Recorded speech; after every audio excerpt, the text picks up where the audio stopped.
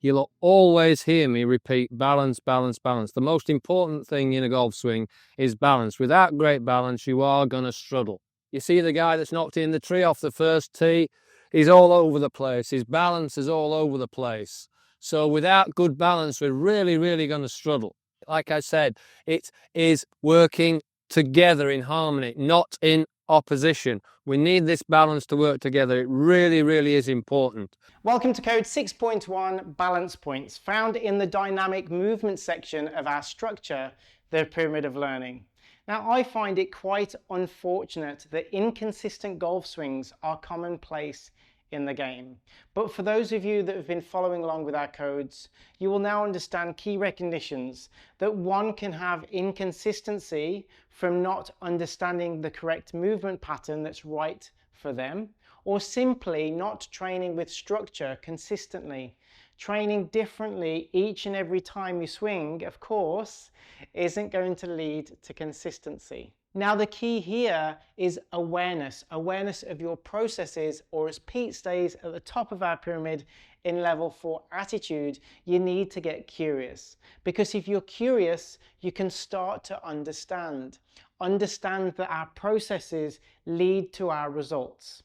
And in 99.9% of those cases, inconsistencies come from that connection to your movement of the body, or as we call it, the engine. As we say in core principle 3, the engine, the body, is the inner spiral of the movement, and most importantly, it's that balance system. Before you can create speed, the body must first understand how to stabilize. Now, it isn't easy just to smash balls on the range and see how far they fly, which I find quite therapeutic. And if that's the intention of the session, then great. But if the session was on efficient movement, then our process should cater for that. That's why we start each and every session with core principle 1, intention. And we ask ourselves that simple question: are we going to play, or are we practicing our movement? Now, if we're playing, we need to, of course, let the swing flow with rhythm and natural movement, with the thought being on execution and not on the mechanics, because there simply isn't enough time to think. The movement must be free, or subconsciously trained, as we say. But if we're practicing the movement, then there's multiple intentions we can choose.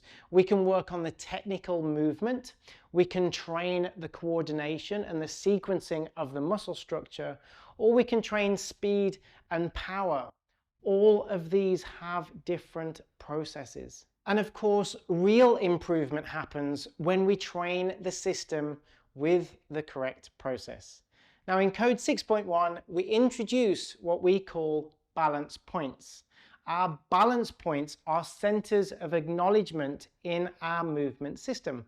This allows the body to move dynamically while remaining organized. Now, that's the key. The lower balance point we trace through from our coccyx. So we come through from the coccyx. You can see I've placed a little green dot on my belt buckle there, and my upper balance point is my sternum.